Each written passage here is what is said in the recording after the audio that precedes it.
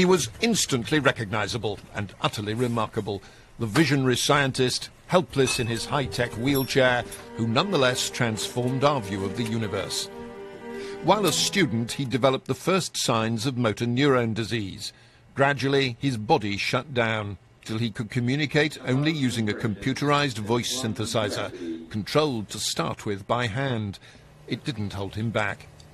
I was never actually told that I had only 2 years to live, but I could see the doctors didn't think my prospects were good. His fame sprang from his book, A Brief History of Time. It sold 10 million copies, but though many bought it, rather fewer actually read it. His theories about time, space and black holes were stupendously difficult for non-specialists to grasp, but he turned out to have a genius for communication.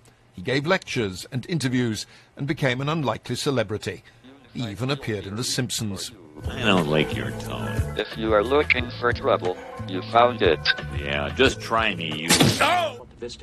And on an episode of Star Trek, he played poker with Isaac Newton, his predecessor as Lucasian Professor of Mathematics at Cambridge. The day that apple fell on my head was the most momentous day in the history of science. Not the apple story again. His private life was complicated. With his first wife, Jane, he had 3 children, and she looked after him, until in 1990 he left her for his nurse, Elaine. They eventually married, only for claims to emerge that Hawking had been physically abused. Police investigated, but the case was dropped for lack of evidence. The couple later divorced.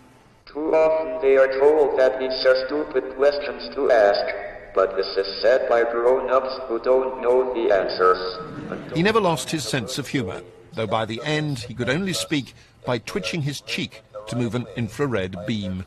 I don't have much positive to say about motor neuron disease, but it taught me not to pity myself and to get on with what I still could do. I am happier now than before I developed the condition. If general relativity is correct, then yes. Universe is expanding, yes? Yes. Okay, so if you reverse time, then the universe is getting smaller. All right. In 2014, his life was dramatised in The Theory of Everything, with Eddie Redmayne playing Hawking. To see what happened at the beginning of time itself. Stephen, here you are. At Cambridge, they unveiled a statue of him, a rare honour for someone still living.